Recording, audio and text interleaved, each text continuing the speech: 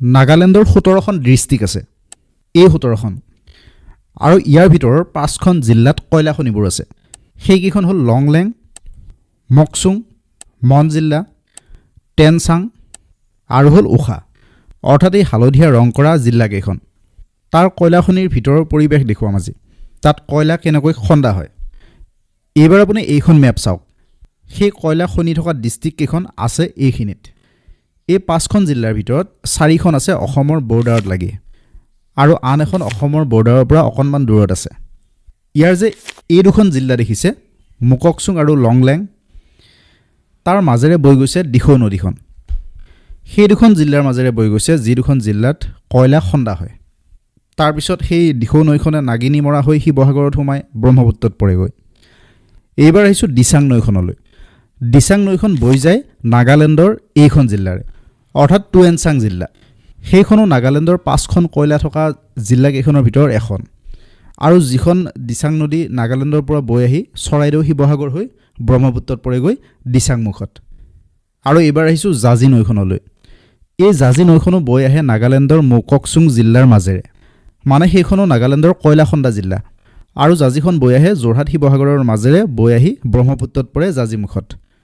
আৰু এই যে বৰ্তমান শিৱসাগৰ ডুবিছে, চৰাইদেউ ডুবিছে, যোৰহাট ডুবিছে, এই বানৰ মূলতে হ'ল এই 3খন নদী, দিখৌ, দিচাং আৰু জাঁজি।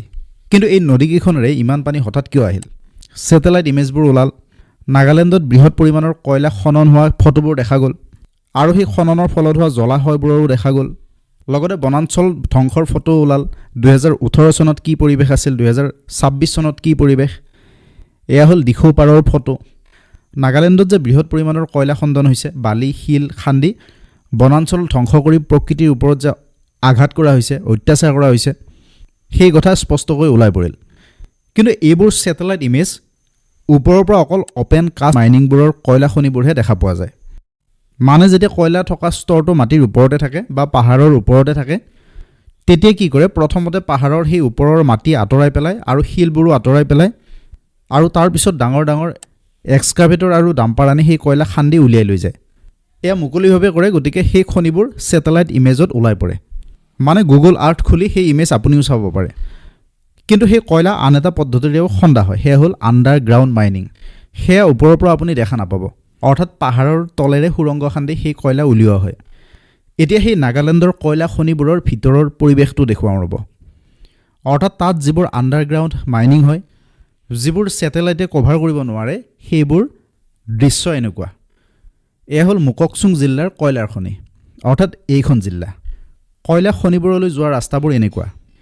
পাহাৰবোৰ কাটি ৰাস্তা উলিওৱা হয় আৰু সেই কয়লা খনিলৈ পাহাৰৰ মাজে মাজে এনেকুৱা ঠেক ৰাস্তাৰে গৈ থাকিব লাগিব। এনেকৈ গৈ গৈ পাবগৈ ঠিক এনেকুৱা এটা পৰিৱেশ। কয়লা খন্দা শ্ৰমিকৰ ঘৰবোৰ দেখিব। তাত কয়লা খান্দিবলৈ অসমৰ পৰা বহুত শ্ৰমিক যায়। এনেকৈ ওখ চাপৰ ৰাস্তা বগাই বহুদূৰ যোৱাৰ পিছত আপুনি পাবগৈ মূল ঠাইডোখৰ। মানে সেউজীয়া পাহাৰৰ মাজৰ এখন ক'লা পৃথিৱী, মাটি ক'লা, ধূলি ক'লা, মানুহৰ কাপোৰ ক'লা। এই পাহাৰবোৰৰ পৰা কয়লাবোৰ উলিয়াই মুকলি এডোখৰ ঠাইত জমা কৰা হয় আৰু তাৰ পৰা ডাঙৰ ডাঙৰ ট্ৰাকত লোড কৰি লৈ যায়।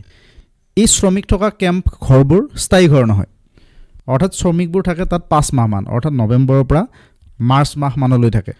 বাকী সময়খিনি তেওঁলোকে ঘৰলৈ গুচি যায়, খেতি বাতি কৰে। ইয়াত নাগালেণ্ডৰ শ্ৰমিক খুব কম, ওচৰ পাজৰ ৰাজ্যকেইখনৰ শ্ৰমিক বেছি আহে। ইয়াত এনেকৈ ৰেড হোল মাইনিং কৰা হয়, অৰ্থাৎ নিগনিৰ গাঁতৰ দৰে খান্দি খান্দি আগুৱাই গৈ থাকে আৰু কয়লাৰ স্তৰ শেষ নোহোৱালৈ তেনেকৈ খান্দি গৈ থাকে। পৰিৱেশটো এনেকুৱা হয়, আগতে পাহাৰৰ একাংশ কাটি লয়, তাৰপিছত পাহাৰখনৰ কাষেৰে ফুটা কৰি ভিতৰলৈ সোমাই গৈ থাকে। অকল এটাই তেনেকুৱা সুৰংগ নহয়, চাৰিওফালে ফুটা কৰে। এনেকৈ খান্দি খান্দি যিমানেই ভিতৰলৈ সোমাই সিমানেই ভাল কয়লা ওলাই গৈ থাকে। আৰু পাহাৰৰ মাটি যাতে খহি নপৰে, এটা বেলেঞ্চ হৈ থাকে, তাৰ বাবে এনেকুৱা গছৰ কুণ্ডাবোৰ কাটি কাটি, গছৰ ডালবোৰ কাটি কাটি খুটা পুতি চাং সাজি এনেকৈ বান্ধি বান্ধি গৈ থাকে ভিতৰলৈ, যাতে ওপৰৰ মাটি খহি নপৰে। আৰু ভিতৰৰ পৰিৱেশটো এনেকুৱা, লাইট নহ'লে তাত একো আপুনি দেখা নাপায়। বৰ বিপদজনক পৰিৱেশ এটাত শ্ৰমিকসকলে কাম কৰে।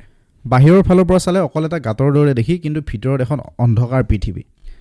শ্ৰমিকসকলে হাতুৰি কুঠাৰ লৈ তেওঁলোকে খান্দি খান্দি আগুৱাই গৈ থাকে এনেকৈ। আৰু বৰষুণৰ ফলত সুৰংগৰ মুখত যদি পানী জমা হয় তেনেহ'লে পাম্প কৰি উলিয়াই পেলায়। ভিতৰত যথেষ্ট গৰম, অক্সিজেনৰ অভাৱ, কয়লাৰ এটা গোন্ধ থাকে, ইফালে সম্পূৰ্ণকৈ থিয় হ'ব নোৱাৰে। সেই শ্ৰমিকসকলে তেনেকুৱা এটা পৰিৱেশত কয়লা খান্দে। এনেকৈ সুৰংগ কৰি কৰি পাহাৰৰ প্ৰায় 100-120 ফুটমান ভিতৰলৈ সোমাই গৈ থাকিব পাৰে। এই যে গছৰ ডালৰ চাপবোৰ দিয়ে, সেই চাপৰ যদি অকণমান ইফাল সিফাল হয়, মাটি খহি গৈ তেওঁলোকৰ বাট বন্ধ হৈ পৰিব পাৰে। এই শ্ৰমিকসকলে মাহিলী দৰমহা নাপায়। যিমান কয়লা তেওঁলোকে খান্দি উলিয়াব পাৰে সেই হিচাপত তেওঁলোকে পইচা পায়। এটা দলত সাধাৰণতে 7-8জনমান মানুহ থাকে আৰু ডাম্পাৰ এখন ভৰ্তি কৰিবলৈ প্ৰায় 11-12 টন কয়লা লাগে। কিমান টন খান্দিলে সেই হিচাপত তেওঁলোকে টকা পায়। শ্ৰমিকসকল অসমৰ পৰাই হওক বা আন ওচৰ চুবুৰীয়া ৰাজ্যৰ পৰাই হওক, তেওঁলোকে জীৱিকা বিচাৰি ঘৰখন চলাবলৈ তেওঁলোকে সেই কঠিন কাম বাছি ল'ব লগা হয়। আৰু বৰষুণ আহিলে, বাৰিষাৰ সময় আহিলে সেই খনিবোৰ বন্ধ কৰি থোৱা হয়। কিন্তু সেই বন্ধ হোৱাৰ আগতে সেই গাঁতবোৰত মাটি ভৰাই থৈ আহিব লাগে। আৰু মাটি ভৰাই থৈ নাহিলে সেই পাহাৰ খহি পৰাৰ সম্ভাৱনা থাকে। আৰু সেই মাটিবোৰ ভালকৈ ভৰাই থৈ আহিলে নে নাই সেইবোৰ চোৱাৰ বৰ বিশেষ মানুহ নাথাকে। যোৱা 25-30 বছৰমানৰ পৰা এইবোৰ ঠাইত কয়লা খনিবোৰ বাঢ়িছে। আগতে কাঠ মিলবোৰ আছিল। চৰকাৰৰ নতুন নিয়ম আহিল, অবৈধ কাঠ কটা বন্ধ হ'ল আৰু তাৰপিছত তাত কয়লা খনন বৃদ্ধি পালে। তেওঁলোকে পাহাৰবোৰৰ গাত ঝুম খেতি কৰিছিল। খেতি কৰিবলৈ পাহাৰৰ জংঘলবোৰ কাটি জুই লগাই দিছিল। সেই জুই লগোৱাৰ সময়ত যেতিয়া কয়লাৰ স্তৰত জুই লাগে তেতিয়া সেই জুই সহজতে নুনুমায়। তাৰপিছত ঠিকাদাৰ আহিল, খননবোৰ আৰম্ভ হ'ল আৰু তাৰপিছত সেই ঠাইবোৰৰ পৰিৱেশ সলনি হৈ থাকিল। অৰ্থাৎ য'ত সেউজীয়া আছিল তাত ক'লা পৰিৱেশ এটা হ'ল, মাটি খন্দা হ'ল, পাহাৰ খন্দা হ'ল। এই ৰেড হোল মাইনিং ভাৰতত লিগেল নহয়। 2014 চনত নেশ্যনেল গ্ৰীণ ট্ৰিবিউনেলে ইয়াক পৰিৱেশ সুৰক্ষাজনিত কাৰণত নিষেধ কৰিছিল, বন্ধ কৰিছিল। পিছত কিন্তু সুপ্ৰিম কোৰ্টে এটা সিদ্ধান্ত ল'লে যে আইন, পৰিৱেশগত কিছু অনুমতি আৰু খনি সুৰক্ষাৰ মানি তাৰ কিছুমান খনি চলাবলৈ দিয়া হ'ব। মানে বৈধ নহয় কিন্তু পাৰ্মিশ্যন লাগে। আৰু আমাৰ অসমৰ কোনটো কয়লা খনি বৈধ, কোনটো কয়লা খনি বৈধ নহয় তাৰো আমাৰ হাতত সঠিক তথ্য নাই। তাৰ তথ্য আচলতে পাবলৈ নাই। অৰুণাচলতো অবৈধ কয়লা খনি আছে, কিন্তু তাৰ কোনটো কয়লা খনি বৈধ, কোনটো কয়লা খনি অবৈধ তাৰ তথ্যও পাবলৈ নাই।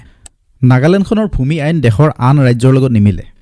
আমাৰ ভাৰতীয় সংবিধানে আৰ্টিকল 371 মতে তেওঁলোকক মাটি বাৰী, প্ৰাকৃতিক সম্পদ এইবোৰ বিষয়ত সিদ্ধান্ত ল'বলৈ সম্পূৰ্ণ ক্ষমতা ৰাজ্য চৰকাৰৰ হাতত দিছে।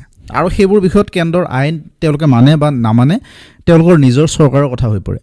অৰ্থাৎ যাৰ পাহাৰ তেওঁ খান্দিব পাৰে, সেই খান্দি কয়লা বিক্ৰী কৰিব পাৰে আৰু তাৰ ফলতেই বেছি ভয়াৱহ হৈ পৰে পৰিৱেশ। তেনে পাহাৰ খহি যদি নদীত পৰে, নদীৰ গতি ৰোধ কৰিব পাৰে, বন্ধ কৰিব পাৰে, ফলত জলাশয়ৰ দৰে হৈ পৰিব পাৰে। আকৌ সেই জলাশয়ৰ বান্ধ ভাঙি পানী বাগৰি আহি মুহূৰ্ততে বহু অঞ্চল পানীৰে ডুবাই পেলাব পাৰে। যদি নদীখন তেনেকৈ বন্ধ হৈ থাকে, তাত জমা হোৱা পানী একেলগে যেতিয়া বৈ আহে এটা ভয়ংকৰ পৰিৱেশ সৃষ্টি হয়।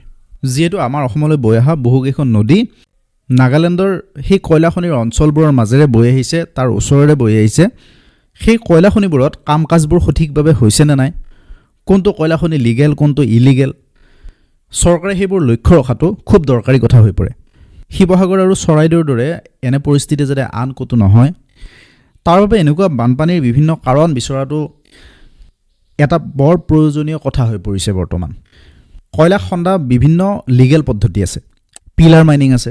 এই পদ্ধতিত কয়লাৰ কিছু অংশ পিলাৰ হিচাপতে ৰাখি খান্দি গৈ থাকে। তাত পাহাৰ খহি পৰাৰ সম্ভাৱনা খুব কম থাকে।